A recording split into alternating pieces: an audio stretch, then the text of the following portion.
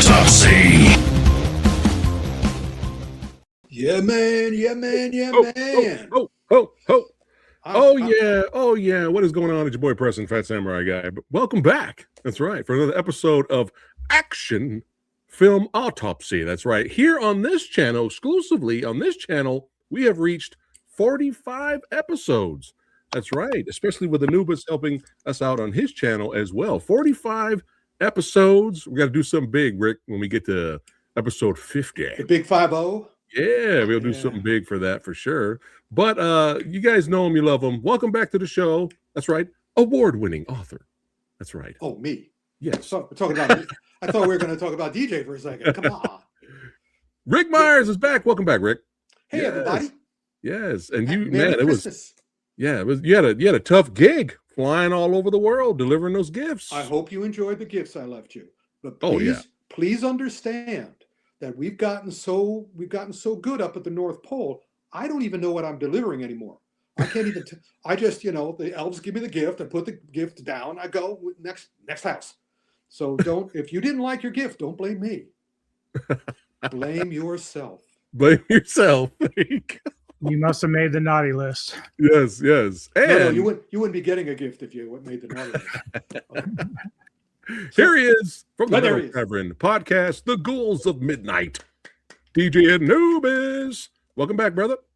Thank you much. Look at that Godzilla amazing background of figs and statues. There's look at this. No one. Oh, look at the gloriousness. And Anubis is helping me out with my Godzilla shelf. So big shout out to him. This is my little Christmas gift. Oh yeah. He's got the googly moogly eyes. We love it. I get to do this now. Now, let me show them what you guys gave me. Oh. You have our love and support, Rick. Oh, there we go. Yay! I have the whole channel. Yes, that's right. Oh, who we got here? Legends showing up, certified badass channel members. Kevin in the house. That's right, Movie Dojo Army 4 Alive. Jake Hall is here in the hizzy. And we got Nightcrawler, dude. 2000. Nightcrawler. Yeah. Oh, yeah. But we have a plethora of things to talk about and a special video. Well, actually, not video guest. He's actually going to be here. He's going to be here live briefly. Special appearance by the commentary beast. Between 3:30 and 3:45. So definitely count us down. If I'm still talking, and you know what I'm like, if I'm still talking at 3:29 and 59 seconds, you go. Do you have a little thing we could put up on the screen saying 5, 4, 3, 2? I don't, but I'll hear the ping. When I hear the ping, that's when I'll know Frank is here. So, and then we have to go off of whatever we're talking about to talk about the two things that Frank is going to review. Yes, because he's not only the commentary beast, he's the general beast at this point. That's right. When he walks in, it's got to be about him and his reviews. And his reviews are fire and ash. And no other choice. Yes. That's what we'll talk about then, whether it fits or not, because I was going to save those till the very end. Right. But again, knowing me, there's no way the very end is coming at 3:30. Well, Frank is the fly in the ointment, so that's why. Yeah. He's the ointment in the fly, whatever. Yeah. Well, let's jump right into it. We're going straight off of Hi-Yah. That's right. And up first, we have Ultimate Fight. Rick, is the fight ultimate? Oh my gosh, is it ultimate? Listen, you guys are, if you've never seen this show before, you've come the right month, because this month is full of the weirdest stuff, but it's awesome weird stuff, because pretty much everybody in the industry was trying to stay away from Avatar. They figured that was going to be, if not as big a hit, but pretty big a hit. So nobody was scheduling near that. They were always doing November stuff. So everything, let me do my impersonation of everything I watched this month. Here we go. I watched one thing and I went. I watched the next thing and I went. I watched the next thing and I was going. These are incredible, and it's a great place to start with. I'm glad we started with Ultimate Fight. Have either of you guys seen this? It's on the list. It's a tooth. Yeah. Oh my gosh. Hi-Yah is now cherry picking, and they're cherry picking stuff that's literally and figuratively incredible. Ultimate Fight looks like it was made in the late 70s, maybe early 80s. Wow. Yeah, let me put it this way. That's when I started to seriously start watching Kung Fu movies, because I discovered in Chinatown, I got off of the Combat Zone in New York and went away from 42nd Street, where they were having all the dubbed pan and scan Kung Fu things. And I discovered through my friend Larry Hama, the creator of the G.I. Joe comic book world, that there were 6 movie theaters in New York's Chinatown. Hey, EXO. There were 6 movie theaters, which every week 6 movie theaters showed a double feature, and all of them were different. They never overlapped, and it was all Hong Kong stuff, except Nice. for one theater which showed mainland Chinese stuff. And the mainland Chinese stuff was really super odd until, I think in 1981, when the Shaolin Temple with Jet Li premiered in China and then came to this theater in Chinatown, and then everything changed. Then suddenly, all the Shaolin Temple, but all these other movie theaters had double features that didn't overlap. One theater showed Golden Harvest double features. One theater showed Shaw Brothers Theater. Man.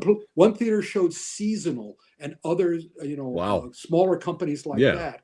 One place that was upstairs that I never actually went into and watched, they only showed stuff like soap opera movies, and I would, if they had comedies, but they had dramas and soap operas and other stuff at this theater. And it was really weird. You came to a doorway that was very narrow, and just this little strip of pictures by the doorway showed you what was playing. Then you would go in and go upstairs. I should have gone in to find out what the theater was like. It might have been in somebody's apartment, for all I know. But all these other theaters were glorious and grand and wonderful. And invariably, all these double features had a main feature, the new Jackie Chan, the new Sammo Hung, the new Jet Li, the new La Kal Yong, the new Chang Che. And the second feature was kind of like a lost leader from the past. It's weird little movies that, I had never heard of. And I certainly didn't review them, but they were, in the Sung Sing had the Golden Harvest, and the Music Palace had the Shaw Brothers. So I should have known these movies, but I didn't. They were like old movies, eccentric movies, weird movies. They would just team them up this way. Ultimate Fight is one of these weird second movie. I could have sworn it came from 1978. Do you have that picture that I sent you? I'll grab. Oh yeah. This Bring up that legend. picture, because that is the brother of La Kal Yong. That's La Kal Wing. He's so good. He's La Kal Yong. Yeah. And I met him at the Hong Kong Film Awards the year I was there, when we were doing the Jackie Chan special for the Incredibly Strange Film Show. And this was this was me at the Hong. I was amazed. I had that shirt. That shirt is a polo shirt, but it was the only thing that I had that was white.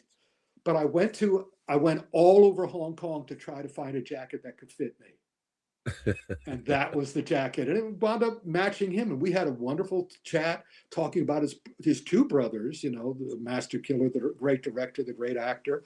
He's the co-star in Ultimate Fight.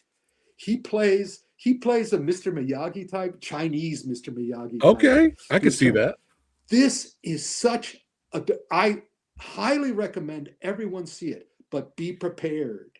Don't go in thinking that it's going to be, this is a fine motion picture. This is the weirdest action movie I think I've ever seen. It's directed and written by Tony Leung Si Hong. He also was the choreographer. He was the director and the action choreographer.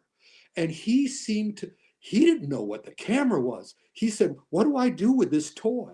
And he starts doing the weirdest effing stuff, changing the speed, changing the lighting, he's just being crazed.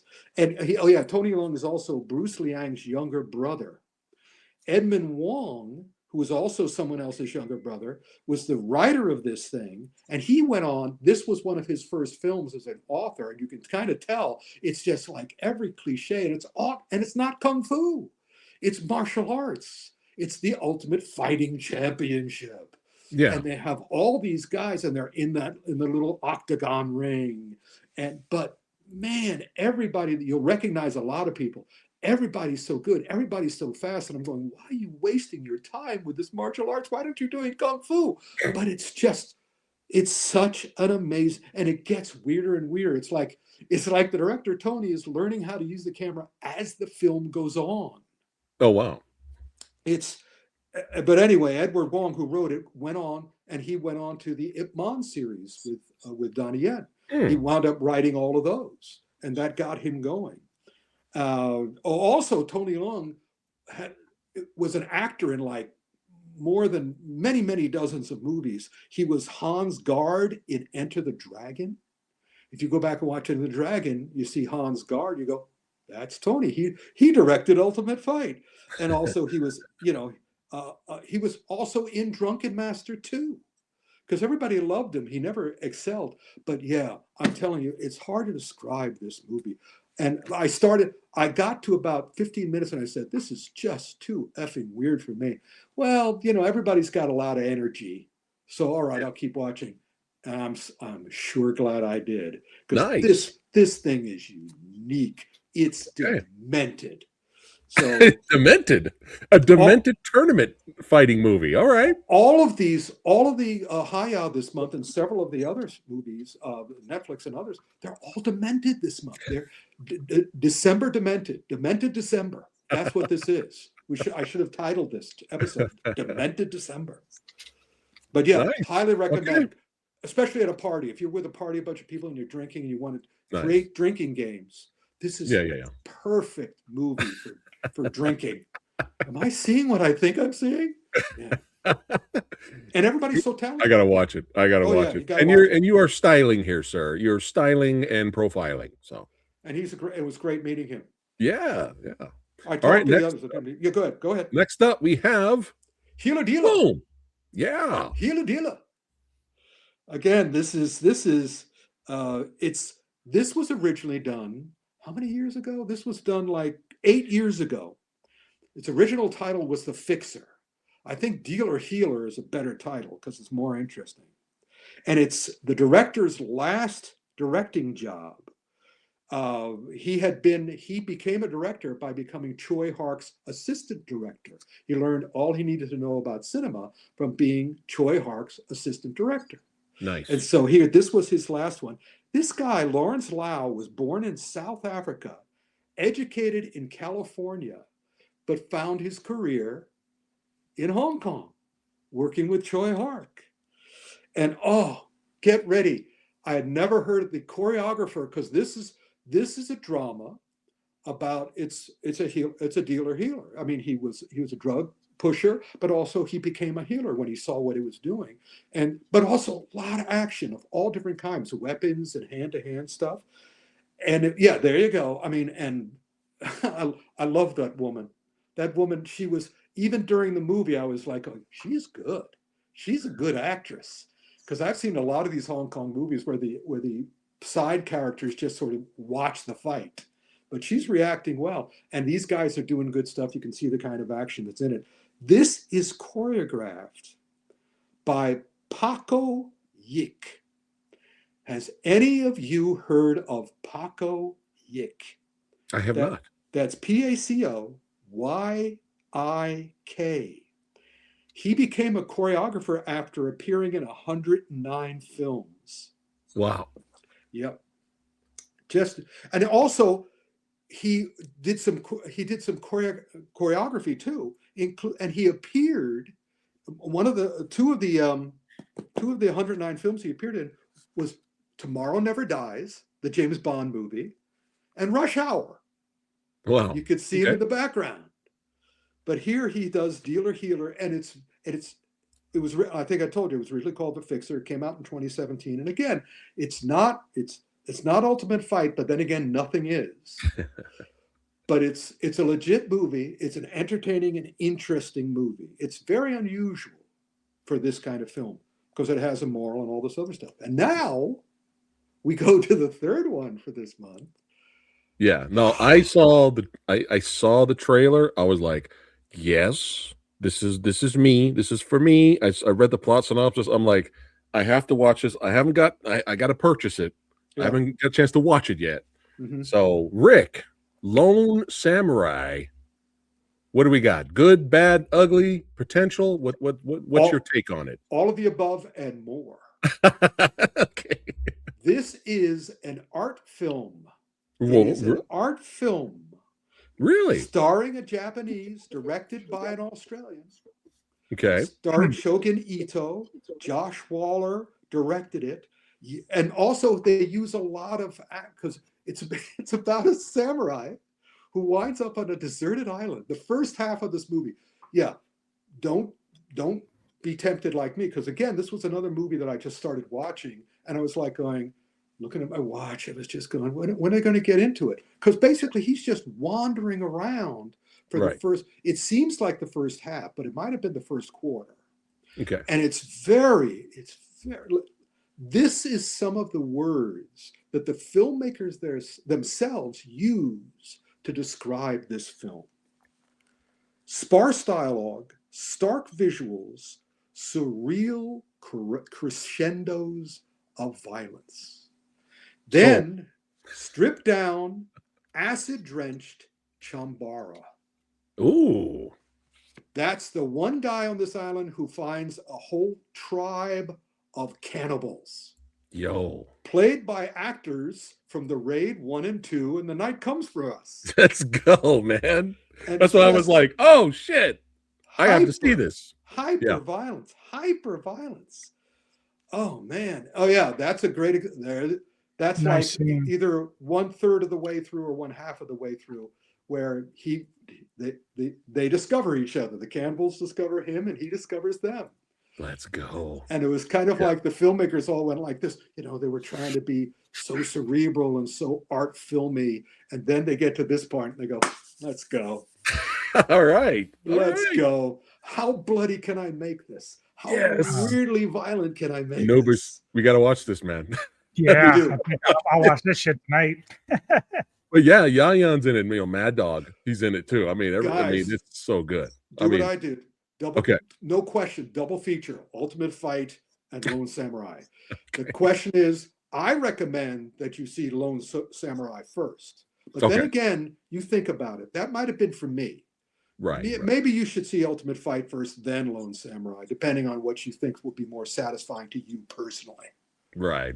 But definitely see them as a double feature. I believe Lone Samurai is on Amazon Prime, from Well Go USA and stuff like that. So it's in my queue. I'm definitely gonna rent it for sure. Hopefully, knowing Well Go, they'll have it on Blu-ray, and I'll be buying it because it'll be on Hi-Yah eventually. Yeah, I don't think Rick's seen this one. I brought this up to Rick a while back, Kevin, but it was the month's already passed, so we missed it. But I want to watch it for sure. I'll definitely check it out. Is that a new one? Because it seems familiar to me. Again. It was like several months ago. I was like, hey, are we talking about this? But we missed it. It was like a month prior. So I never heard it. I've heard of a movie called Tornado, and I thought it was with Tim Roth and someone else. Yeah, it's the movie. That's the movie. But I didn't think it was a new movie. I thought it was an older movie that I had seen years ago. Oh. No, it came out this year, unless it was made earlier and was just released here. I was probably confusing it with the sword movie that Tim Roth did. Came out in May. Years ago. Yeah. Okay, came out in May. All right, we'll have to look for it. Yeah, maybe we can revisit it. We'll bring it up. Absolutely. All right. Well, I'm stoked. Rick loved it, so I'm stoked. I am stoked. Now it's mystery time. Rick, it's more than mystery time. Wake Up Dead Man. Yep. The newest Knives Out film. Yep. Daniel Craig. What's going on with one on the list I saw this time. Oh, you saw it? All right. Do you want to comment on it? It's not very good. Oh, you didn't like it? No, I love the first two of the series franchise, and even though they're not connected outside of Daniel Craig, right? There's great acting in this. There's a lot of great actors. Unfortunately, I just found myself bored. I don't know why. It doesn't run similarly to the other ones, and I just kind of found myself bored. Go ahead, Rick. Do you read a lot of mysteries? I don't read a lot, no. That's why. Well, that's it. I've read every mystery novel up until I was a high-ranking member of the Mystery Writers of America.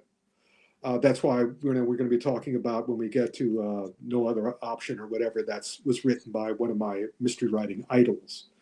Well, Rian Johnson has an encyclopedic knowledge of mysteries, of literary mysteries. Mm-hmm.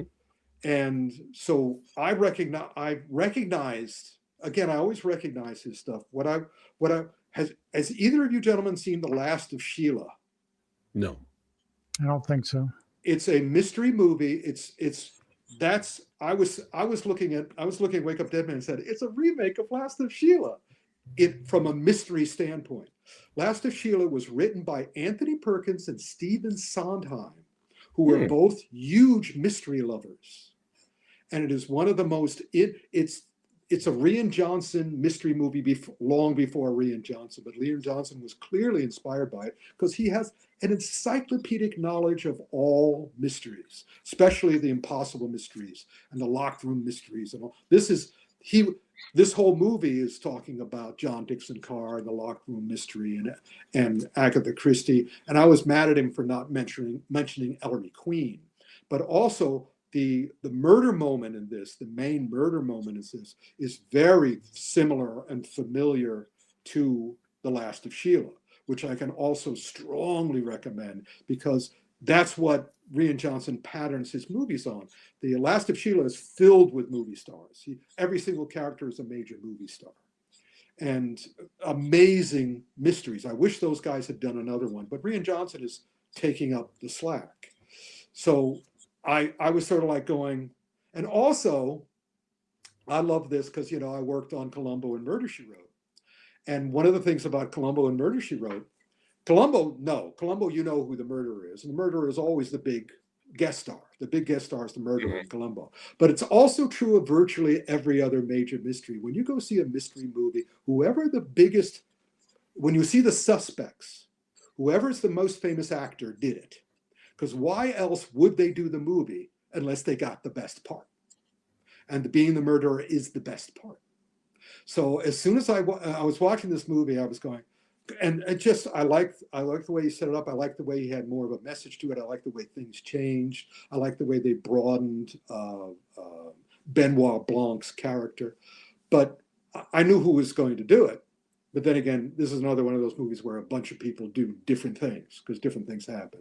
But yeah, if you're into mysteries, and also the action's pretty good too. So Rick really liked it, and Nubis thought it was boring. So, Rick, you enjoyed it, but out of all three so far, is this the weakest of the three, or you like it just as much as the first two?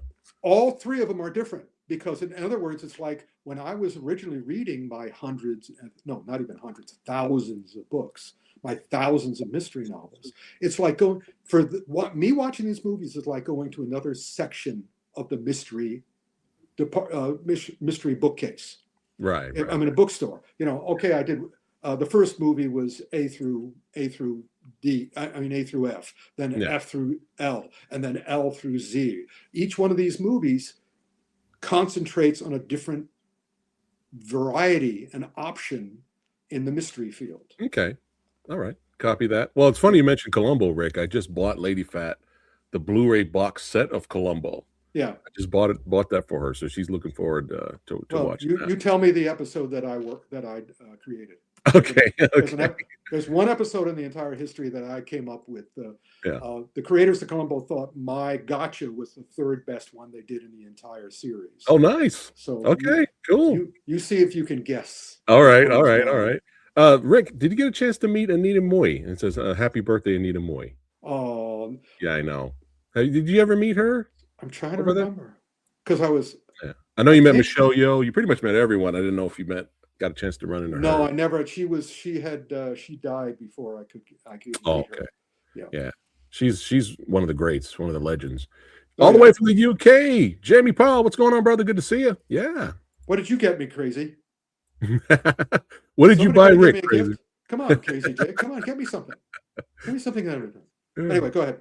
All right, next up, I'm waiting on Frank should be here, and you got 3 minutes. He said 3:30, right? Yeah, he said 3:30. We got 3:30, so we'll jump into this next one really quickly here. Next up, we have Troll 2.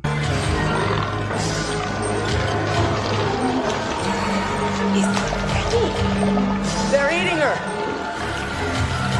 And then they're going to eat me. Oh my God!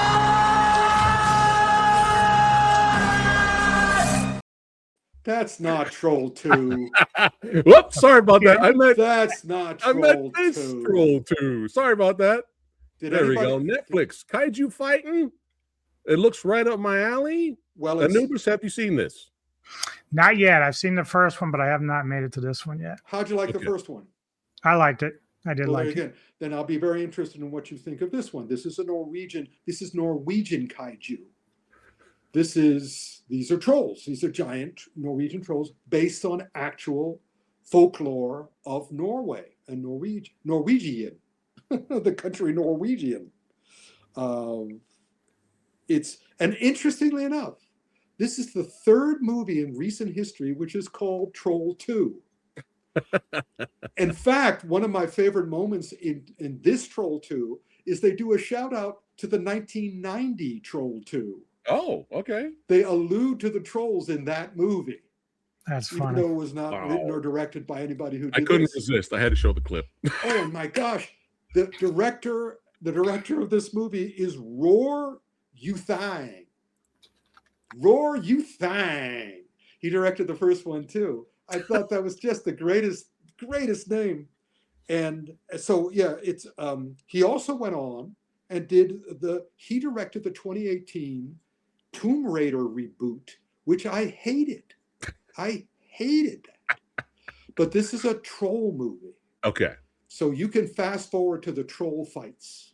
Nice. But it's also Norwegian. It's very unusual and different. And if you like the first one, it's worth checking out the second one. Cool. All you need to know about it is what you see in that poster. Set up for a third one, you think?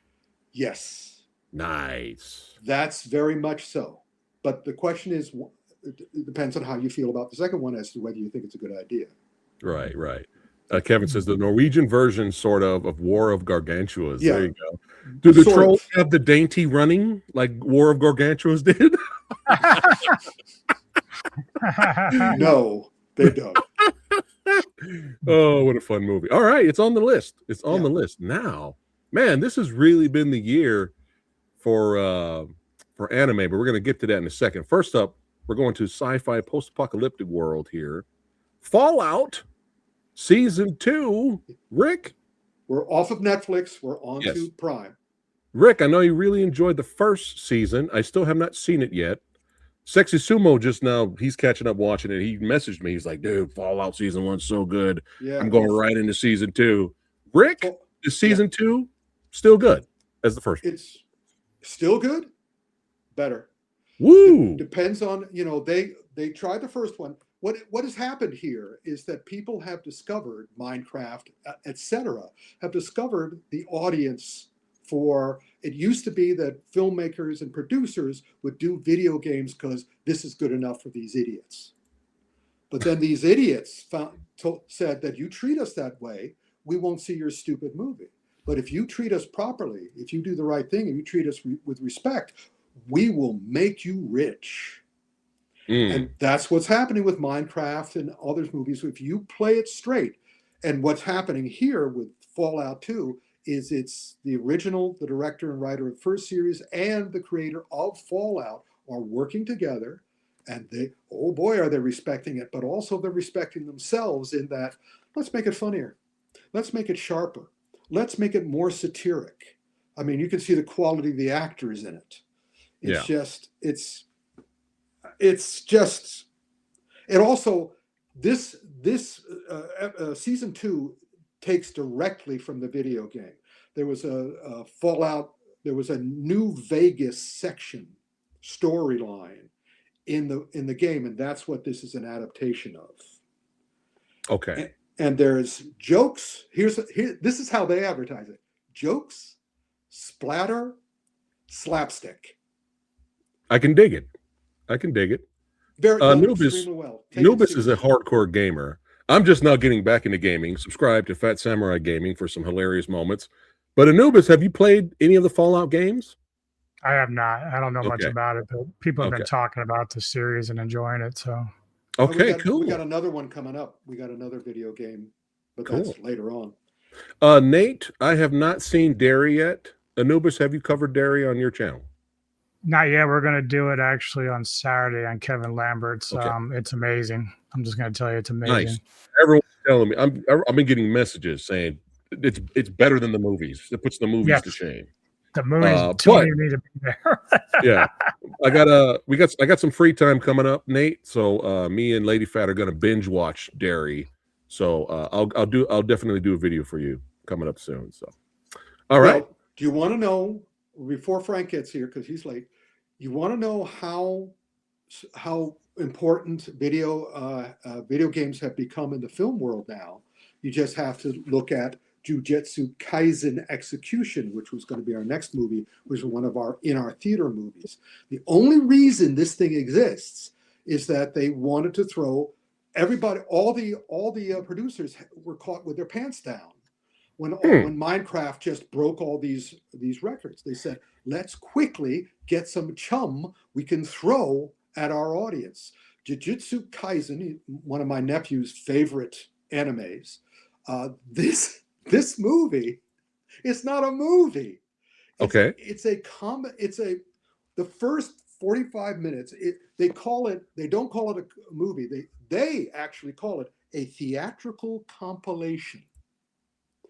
They take 18 episodes from the first season or whatever, another season. So it's like a retelling? They recap it for 45 minutes. They're showing you scene. And then the last hour of the theatrical compilation is the first 2 episodes of the next season.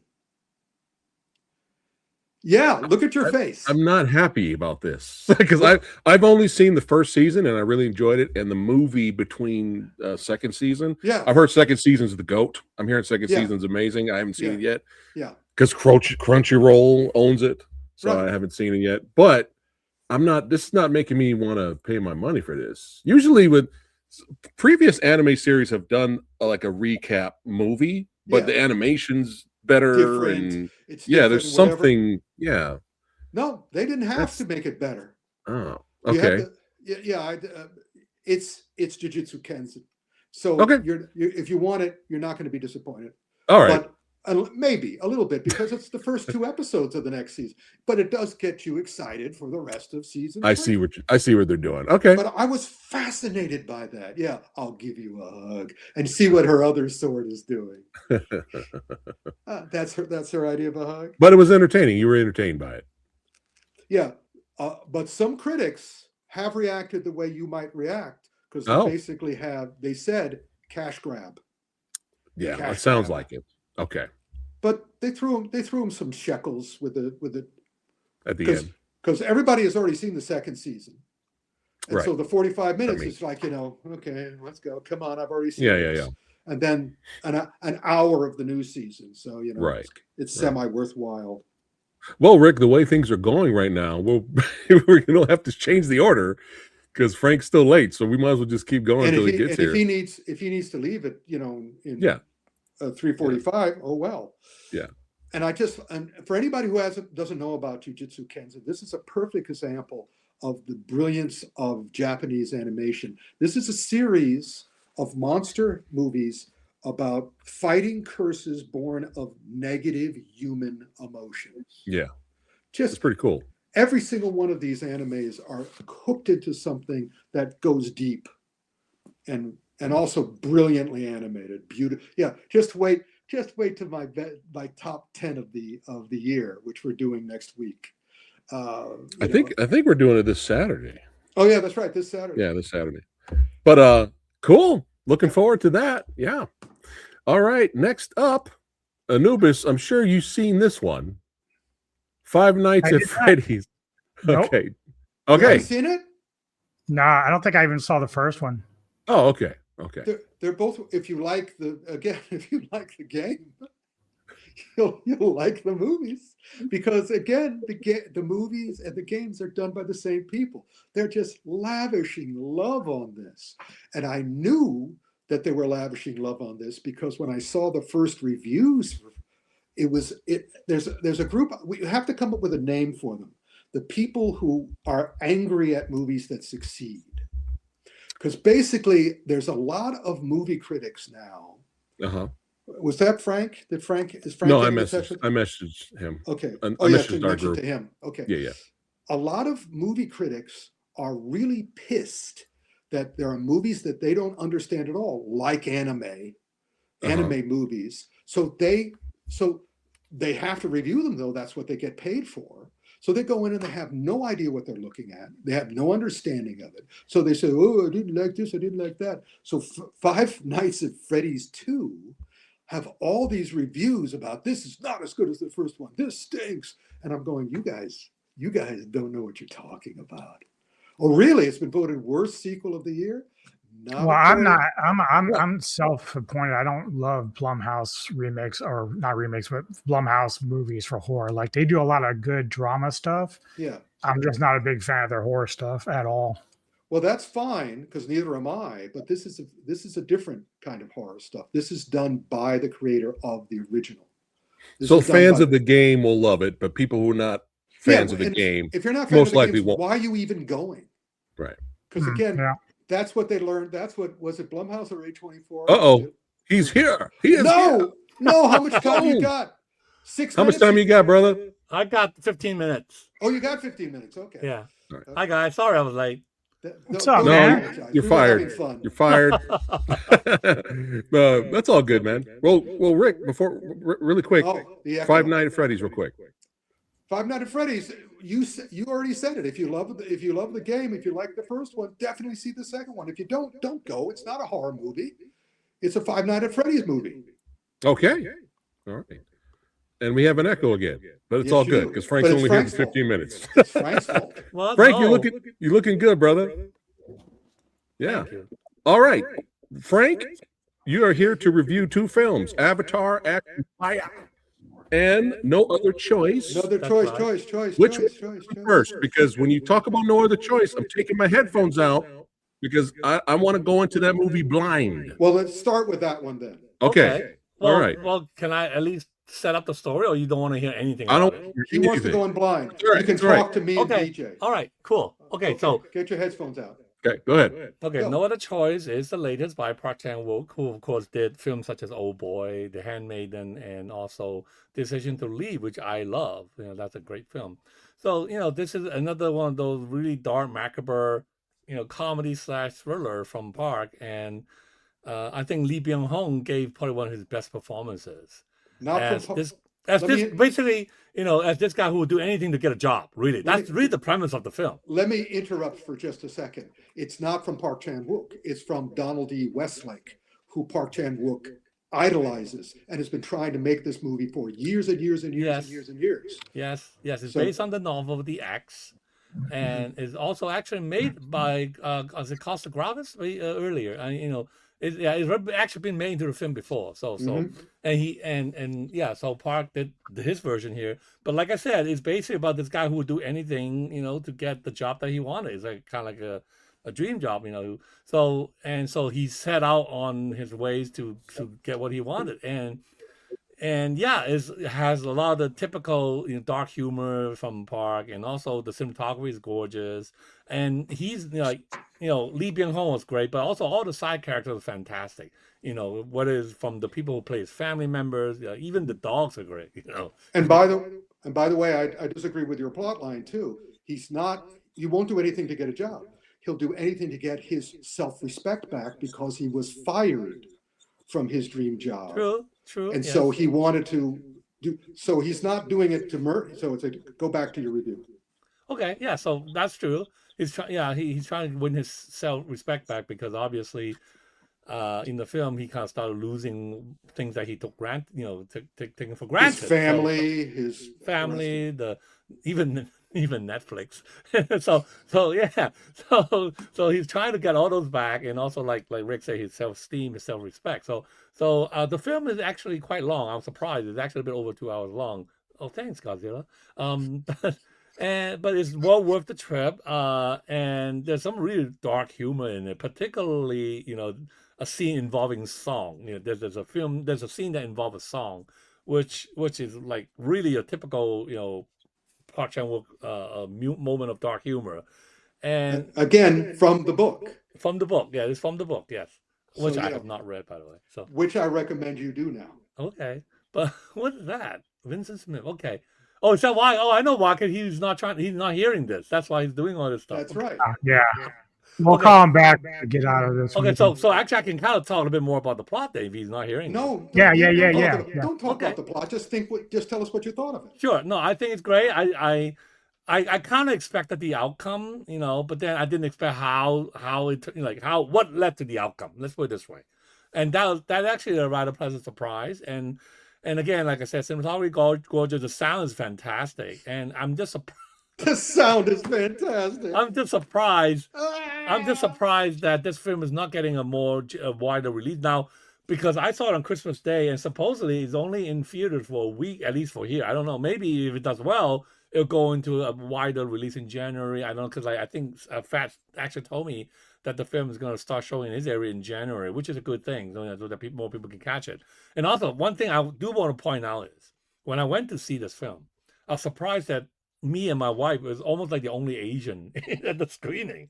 The rest are all really, Caucasian. I mean, basically not Asian. All right, let's put it this way. So that really tells me how esteemed Park Chan-wook is now, within this art house cinema circuit, right? The audiences that, even non-Korean will go check out, his film. We'll see what happens at the Oscars. We'll see what happened at the Oscar. I think the film has some strong competition from Kokuho, the Japanese entry, which I'm so mad that I missed it in Hong Kong when I went there last month, because I just didn't have the time to go see a 3-hour movie, about kabuki. But should have gone on 3 different days.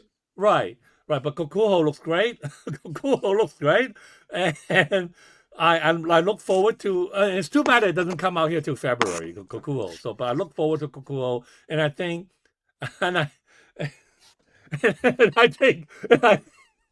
think the eventual countdown, or the outcome will be between Kokuho and No Other Choice. Come back. Okay. Yeah, we're done. Yeah. Okay, cool. We were digressing. All right. And now, of course, the next one you definitely have to review, Frank. Anaconda. No. Oh, I'm sorry. I made a mistake. Avatar, bro. Come on. All right. So I saw this twice already, twice, both in IMAX 3D. And the sound was great. The sound's great. The image is great. Now, look, this is essentially The Way of Water 2.0, okay? It's really the direct sequel. Yeah. It's a direct continuation. And look, at this point, James Cameron doesn't give a shit whether doesn't he doesn't give a shit if you don't like Avatar. This is not a film for those who are casual viewers of Avatar, right? So by now you're either on board or you're not, okay? So if you like The Way of Water, you will like this film because it's essentially a continuation, which is also, I think, the film's one major flaw. It's a continuation, and so it's good in that it builds on what happened before, so that this is like the Way of Water, only bigger, grander, effects are better. The water is now like totally lifelike. I remember seeing The Way of Water back then and notice how sometimes the water is not 100% realistic looking. Right. Here, I think he basically perfected the water. The water looks just amazingly real. I know he's laughing. I know. So the water is amazingly real. I just want that as a review line on the poster. I know. Okay, well, yes, but then he's almost like he's constantly improving each time he does a new film, and so like some people say, well, the battle is the same, like the final battle is again what we've seen before, but then he's doing it better. It's a better battle this time, and also it's a combination of the battle from the first two films. Whereas the first film, you do it in the air. Second film is in the water. This time it's air and water. You know what I mean? So this is like yeah. But my problem. My problem is that yes, all that technical stuff gets better each time. Guess what doesn't get better each time? Yeah, I know the story. Yeah, and then the dialogue can be cringeworthy sometimes. There's a lot of bro in the script. Bro this and bro that. So is this the Tron Ares of the trilogy? Save that to the best of. Save that to the best of this Saturday. No, this is still. See, I think I think people. I think me myself still like The Way of Water just a little bit more, and I think there's two reasons for it. One is because it came so late after the first Avatar film. You have this 12 years, 13 years gap, right? So there's a lot of fresh. It feels fresher. The second film feels a little bit fresher. Now amazingly it's only 3 years apart between Way of Water and this one, and so there's also a little bit of been there, done that feel. But then again, like I said, the scales get bigger. Yeah, like Dan will say, the scale gets bigger. The scale gets bigger. Effects get bigger. I think the facial features now is even better than last time. Now, and I like the callback to the first film. Some characters from the first film, which did not appear in the second film, reappear in this film, which was a nice surprise. But I think one of the flaws that I just want to point out is that it's too bad that the action sequence before the final action sequence, in some ways, are actually better than the final action sequence.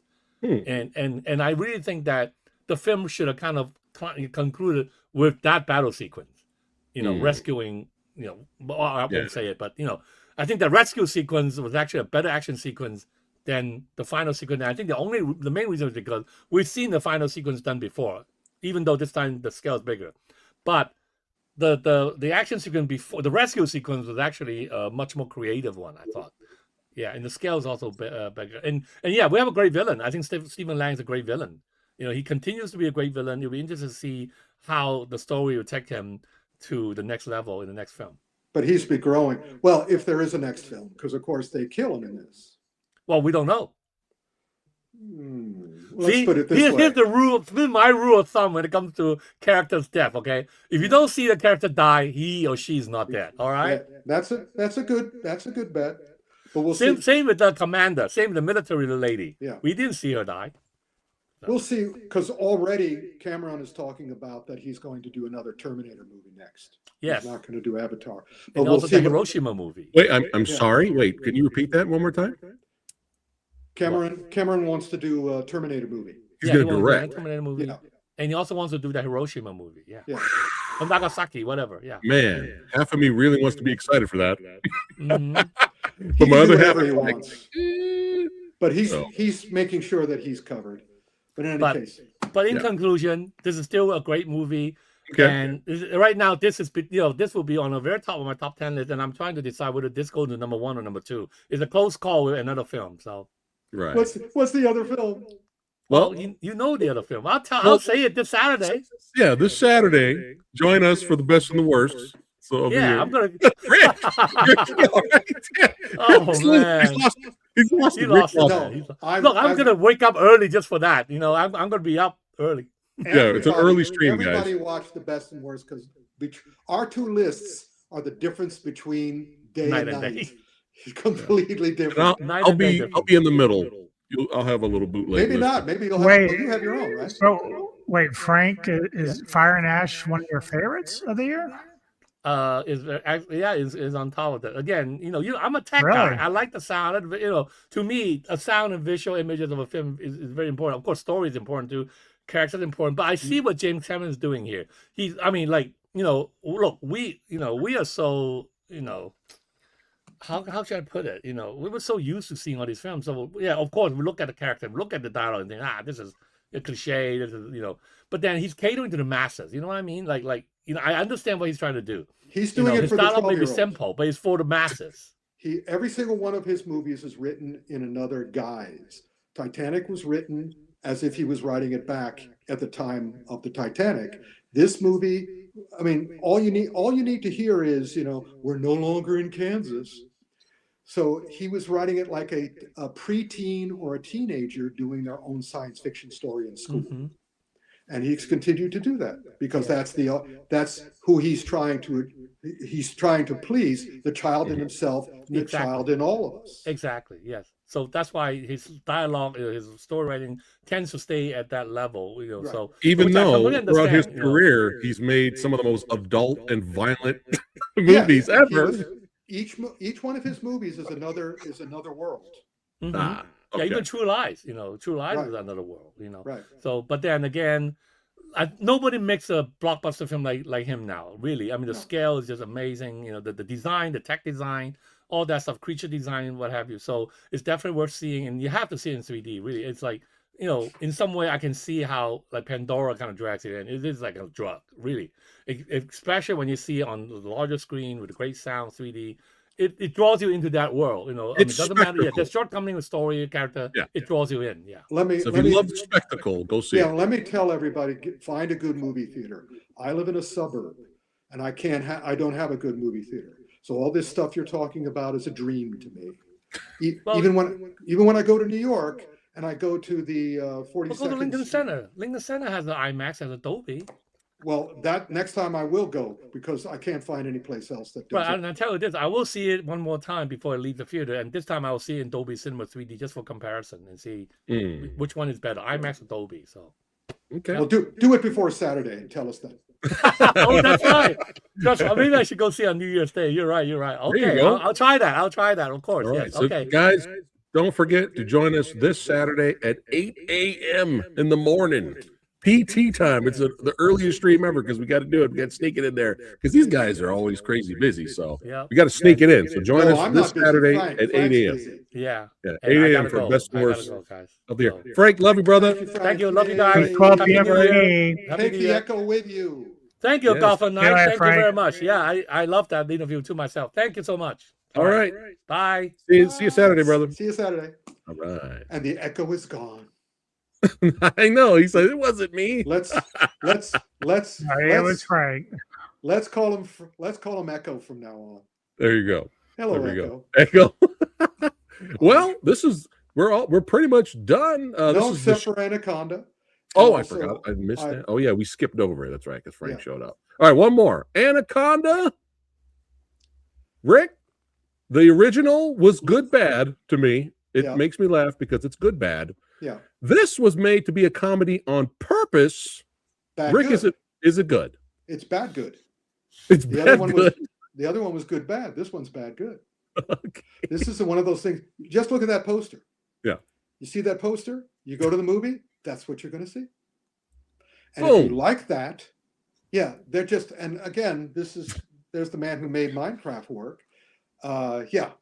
If anybody, I've seen quibbling reviews. Again, the reviews for this are the same people going, I don't get it, I don't like it, isn't that good? But if you like that picture, you'll like this movie. It is nuts. Yeah, there you go. It's nuts, Jake. I like nuts. Yeah, bad, Cashews. good, bad. Oh, So it's fun. macadamia. All right. So it sounds like it's. I was hoping it'd be funny. I hope it'd be a lot of fun, especially with that cast.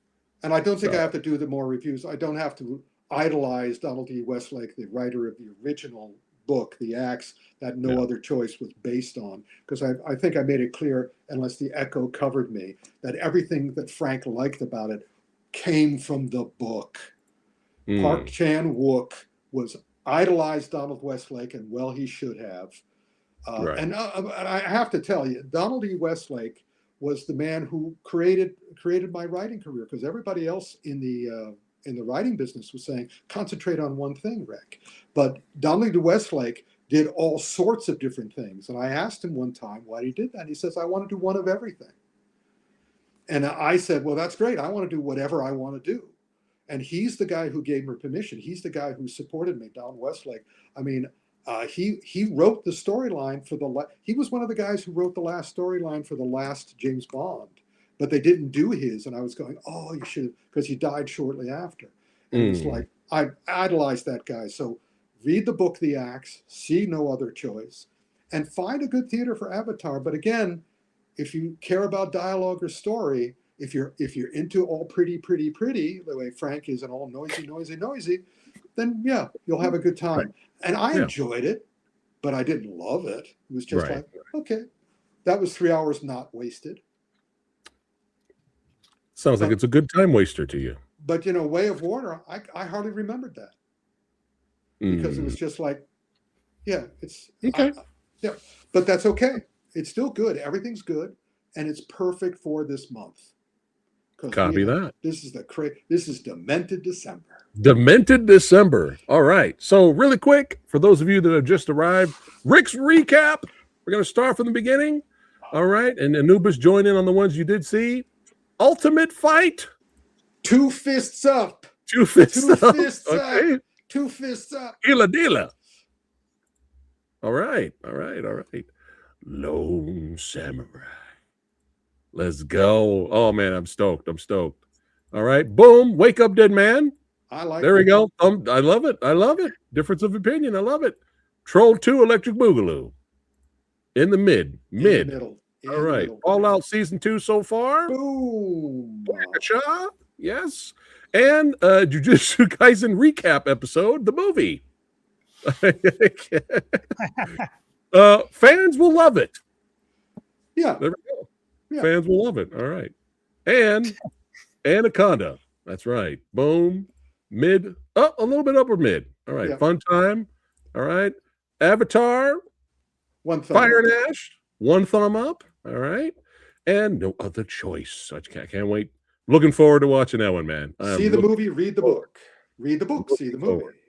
I did not know there was a Korean Anaconda film. I had no idea. Oh, there's Anaconda films. I wonder if it's on all over. Hi-Yah. You never know. It might be on Hi-Yah. They have a lot of creature features on there. So you never know. All right. This has been a blast. Before we wrap it up today, you guys know what you need to do. Check the links in the description box below. Follow Anubis. It's right on his film. I want to say filmmaking journey, film reviewing journey. And he is actually, I did see some photos. You are in a movie, right? It comes out next August. Yeah. There you go. So fuck it. Filmmaking journey. That's right. It fits Anubis now. That's right. And Rick as well. Follow him below on Facebook. And you guys know what you need to do. You want a piece of me? You want a piece of me? You want a piece of me? Oh, you want a piece of me? You want a piece of me? You want a piece of me? You got it! Get a piece of Rick. Yeah, Right. we're running low, so go for it, man. Click on the links below. Get the look at the store of wonders. Yes. And one more thing before we wrap it up. Hold on. I gotta set the scene here. Hold on. Let me get it going. Set the scene. Gotta get the music playing. That's right. I want to say to everyone here, oh yeah. Happy New Year! Oh yeah, baby! Oh yeah, Happy New Year! We have finished it. We have finished it. Yes. Oh yeah. I would like to thank all of you. That's right, who have been subscribed to the channel since day one. To all the recent subscribers, let me turn the music down a little bit. Thank you guys so much. We're almost at 30K. We're literally like right there. We're almost at 30K. Subscribe, make it happen, baby. Jump in. Yeah, we're literally right there to 30K. So subscribe, get us there. But again, big huge shout out to all our channel members, all our patrons. Thank you guys for showing your continued support, and all of you showing your continued support to Action Film Autopsy. That's right. It's awesome. And hey, episode 50 is right around the corner. Thank you guys so much. More awesome things coming up next year. More interviews on the Movie Dojo podcast that you can watch here on YouTube and on Spotify. Yes, Happy New Year, Movie Dojo Army, Movie Dojo for life. Yes, love you guys. And we'll see all you legends on the next one. Take care, guys. Actually, we'll see you next year. Take care, guys. Peace.